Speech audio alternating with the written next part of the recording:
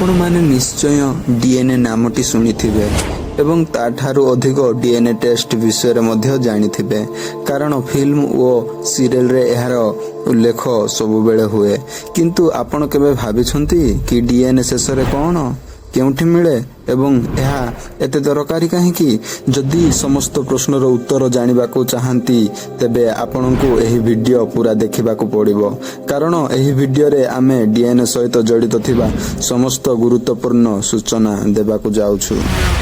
ताहेले आरंभ करिबा। सबुठु प्रथमे आमे जानिबा डीएनए कोन एवं केउठी मिले।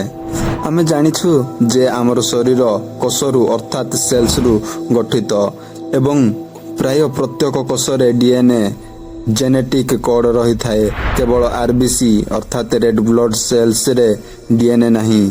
डीएनए आमर परिचय अर्थात आइडेंटिटी दिए यह दरकारी कारण आमर विकास अर्थात डेवलपमेंट वृद्धि अर्थात ग्रोथ रिप्रोडक्शन अर्थात पुनरुत्पादन वो फंक्शन बा कार्य पाई समस्त निर्देश अर्थात इंस्ट्रक्शन एही थिरे थाए। डीएनए केउठी रहे। अधिकांश डीएनए न्यूक्लियस मध्यरे मिले जहाको न्यूक्लियर डीएनए कहा जाए। किछि डीएनए माइटोकॉन्ड्रिया मध्यरे मिले जहाको माइटोकॉन्ड्रियल डीएनए कहा जाए। डीएनए रो फुल फॉर्म होची डीऑक्सीराइबोन्यूक्लिक एसिड। यह नाइट्रोजन बेसेस सुगर मॉलिक्यूल एवं फॉस्फेट ग्रुप द्वारा गठित न्यूक्लियोटाइड। मानव रे प्राय 3 बिलियन बेसेस मिले। समस्तंकर डीएनए रो 99.86% प्राय समान रही थाए। डीएनए केमिति दिसे। यह गोटे लॉन्ग चेन बा लंबा श्रृंखल परी जहाको डबल हेलिक्स कहा जाए। 4टी बेस पेयर रही थाए जहाकी adenine thymine cytosine guanine. Adenine thymine सहित जड़े एवं साइटोसिन गुआनिन सहित जड़ी रही थाए। एही सीक्वेंस बा क्रम हेउची जेनेटिक कोड।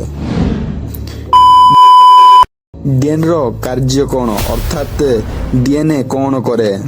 डीएनए रो फंक्शन कोन निजर कॉपी अर्थात रेप्लिकेशन बनाई थाए।